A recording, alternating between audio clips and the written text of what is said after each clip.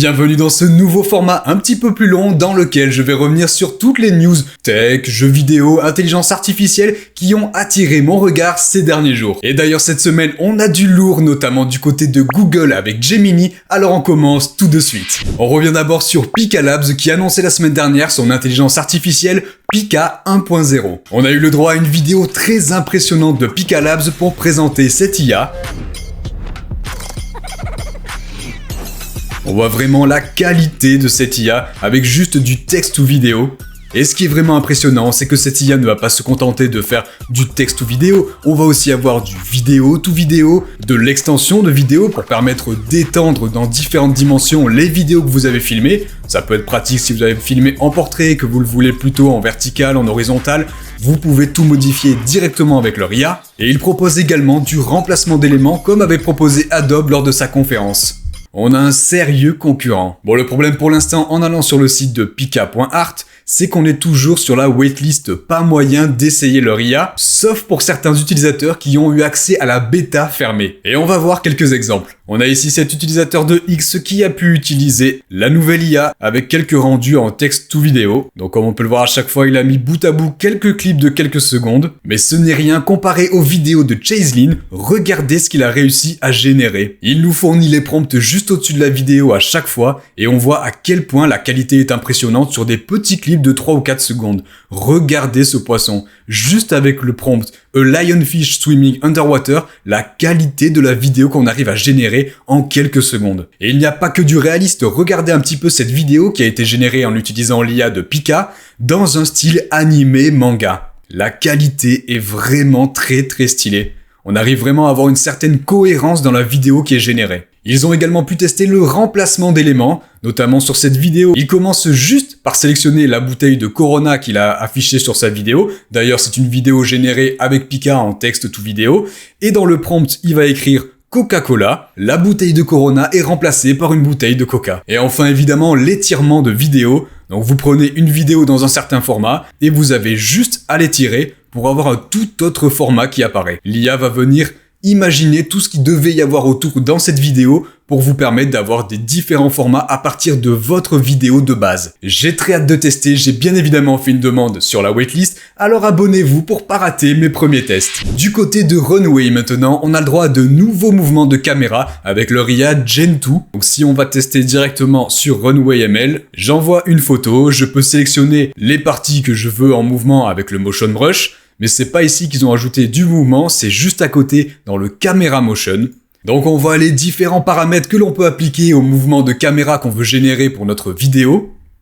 D'ailleurs, si je commence à bouger, vous voyez qu'à droite, on a ce petit encart qui bouge également pour comprendre un petit peu le rendu que ça va donner. Hop, si je zoome, que je dézoome, si je fais un tilt comme ceci, hop, voilà, on peut voir un petit peu les mouvements que ça devrait donner, le déplacement que je peux ajouter à ma vidéo. Et il suffira ensuite d'appuyer sur Generate pour créer notre vidéo en quelques secondes. Mais ce n'est pas tout du côté de Runway qui annonce un festival de films en intelligence artificielle. Vous avez jusqu'au 29 février pour envoyer votre film avec un cash prize de plus de 60 000 $ à partager entre les gagnants. Donc le grand gagnant gagnera 15 000 $, 10 000 pour le second, 5 000, 1000 et 500. Donc vous voyez un petit peu tous les cash prizes. D'ailleurs, si vous voulez tester Runway et l'intelligence artificielle Gen 2, c'est possible, vous avez quelques secondes pour tenter plusieurs générations directement sur leur site gratuitement. On passe ensuite à une recherche qui a fait pas mal de bruit sur les réseaux ces derniers jours, c'est Magic Animate. On voit que Magic Animate vient tout droit du National University of Singapore et ByteDance. ByteDance qui est la maison mère de TikTok. Et donc ce qu'on peut voir dans cette démonstration, dans cette étude, c'est qu'à partir d'une simple image et une animation, on arrive à mélanger les deux pour faire bouger l'image selon l'animation qui a été rentrée au début. On fait vraiment un mix à partir d'une seule image. Donc c'est une technologie très impressionnante, à voir comment ça rendra en vrai. On peut voir en dessous plusieurs comparaisons avec différentes solutions qui permettaient normalement de faire ça. Et évidemment, la solution de ByteDance tout à droite qui est une qualité vraiment supérieure par rapport aux autres. Là par exemple, si vous aviez toujours rêvé de faire courir Mona Lisa ou lui faire du yoga, c'est maintenant possible juste avec l'image de Mona Lisa et une animation déjà toute prête. Et ce n'est pas tout puisque leur technologie permet de gérer plusieurs personnes. Là vous voyez, on a une image avec 2 personnes sur la gauche, on a une animation avec également 2 personnes, on mélange le tout et nous voilà avec les deux jeunes femmes en train de danser, de suivre l'animation qui a été intégrée. Pareil, on peut le faire ici avec 3 personnes. D'ailleurs, si on remonte en haut de cette étude, on a accès à un Hugging Face qui va permettre de tester cette technologie. Malheureusement, je n'ai pas pu tester parce que les serveurs étaient complètement full, beaucoup trop de gens veulent essayer. Je vous encourage quand même à essayer de votre côté, je vous ai mis le lien en bio évidemment. Et ce n'est pas tout, on a une deuxième étude qui vient de ByteDance et cette fois-ci de l'université de Californie où cette fois-ci le focus va plutôt se faire du côté de la danse et du transfert d'émotions sur le visage. On voit juste en haut une ligne avec un squelette faisant plusieurs mouvements et pas mal de détails au niveau du visage pour avoir les émotions, les expressions et on voit qu'avec juste une image ici en entrée, on arrive à reproduire les mouvements et les émotions du visage. On voit d'autres exemples ici avec plus de mouvements qui, une fois collés, vont faire une véritable vidéo de danse. Mais ce n'est pas tout, là pour l'instant on ne l'a vu qu'avec des personnes réelles, mais c'est aussi possible avec des personnes animées ou générées par intelligence artificielle. Regardez à gauche, on a des images qui ont été très probablement générées par IA. On leur donne l'animation qu'on a eue précédemment en première ligne et l'intelligence artificielle arrive à reproduire le mouvement et les émotions sur le visage des images qui étaient en entrée juste avant. On voit ici une animation en vidéo, plusieurs images qui vont être en entrée, et voilà ce que ça rend directement en vidéo. On voit donc que ByteDance et donc TikTok met à fond l'accent sur l'intelligence artificielle, alors quelle fonctionnalité il nous réserve pour l'avenir, j'ai très hâte de voir ça. Et on passe sans plus attendre à la grosse news de la semaine par Google, j'ai nommé Gemini. Google vient tout juste de sortir leur tout nouveau modèle d'intelligence artificielle Gemini, qui est là pour en découdre avec GPT-4 et ChatGPT. Cette fois, Google frappe très fort avec cette nouvelle IA qui va venir alimenter leur chatbot Bard. C'est très simple, Google présente Gemini comme le plus ambitieux et le plus performant de ses modèles d'IA. Sur la chaîne YouTube de Google, vous avez 16 vidéos qui présentent les fonctionnalités de Gemini et vous avez également un article de blog très complet, notamment avec ce tableau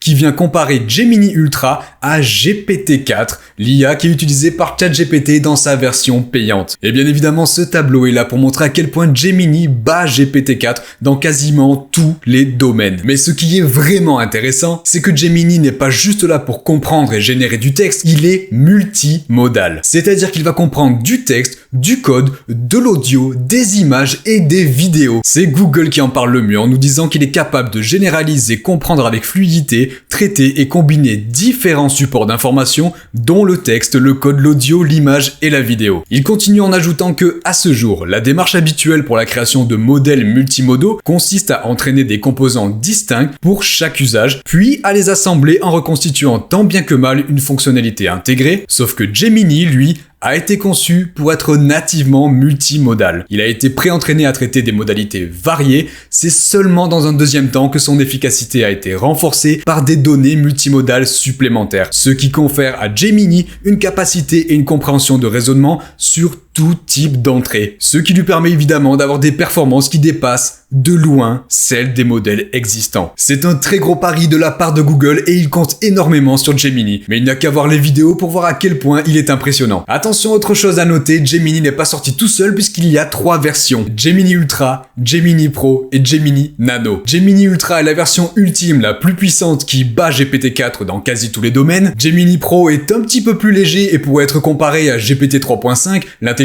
artificielle qui alimente ChatGPT en version gratuite. Et enfin, Gemini Nano, bien plus léger, qui a pour ambition de tourner directement sur les téléphones Pixel 8 Pro de Google. Leur ambition est donc d'intégrer Gemini Nano directement dans votre téléphone pour pouvoir faire des demandes à l'IA sans avoir à accéder au serveur de Google. On peut déjà imaginer plusieurs applications, par exemple vous posez votre téléphone au milieu d'une table pendant une réunion, vous enregistrez la réunion et vous demandez à votre téléphone, avec Gemini Nano, de faire un résumé complet de cette réunion directement depuis le téléphone. Pareil avec des messages, vous recevez plusieurs messages, une discussion entière, et vous lui demandez de faire un résumé des points importants sur certains fichiers que vous avez dans votre téléphone, tout ça sans avoir à vous connecter au serveur de Google. Pour ce qui est du déploiement, Gemini Pro, donc la deuxième version, est disponible sur Bard, mais uniquement dans la version anglaise, donc aux États-Unis et pas en Europe. On va encore devoir attendre un petit peu pour tester ça plus en profondeur. Et enfin, Gemini Ultra, donc la plus grosse version de Gemini, devrait arriver début 2024 dans une nouvelle version de Bard,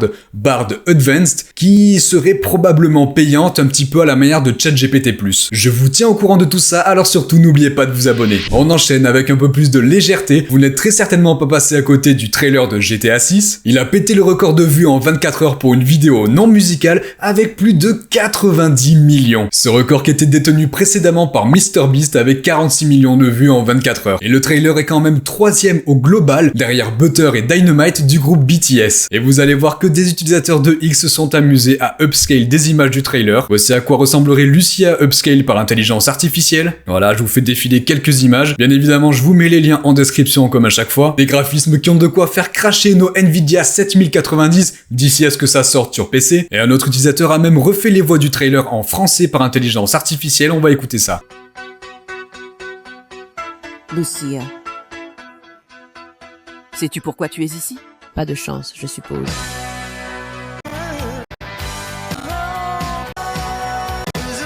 Eh bien, regarde qui est de retour. La seule façon de s'en sortir, c'est de se serrer les coudes, d'être une équipe. Fais-moi confiance. J'ai confiance. Ok, il y a encore du boulot de ce côté-là, je préfère encore que GTA 6 sorte avec des voix anglaises et des sous-titres français, plutôt que des voix générées par IA sans aucune émotion. Et enfin pour finir, Meta commence le déploiement de Imu. Il s'agit de leur générateur d'images par intelligence artificielle gratuit qui avait été présenté en septembre lors de la conférence Meta Connect. Imu a été entraîné sur une base de données de plus de 1,1 milliard d'images partagées publiquement sur les plateformes sociales du groupe telles que Facebook et Instagram. Et ce qui est intéressant, c'est que Meta annonce qu'un filigrane invisible permettant de signaler que le contenu a bien été généré par IA sera intégré à l'outil au cours des prochaines semaines. Il s'agira donc d'un watermark invisible imperceptible par l'œil humain. On espère en tout cas une intégration rapide dans les produits de Meta comme Instagram, Facebook ou encore WhatsApp. Pour le moment, Imo est déployé aux États-Unis, on doit encore attendre un petit peu pour la France, je vous tiens au courant. C'est tout pour le récap de cette semaine, n'hésitez pas à liker et commenter pour me dire ce que vous en avez pensé et surtout vous abonner pour pas rater les suivants.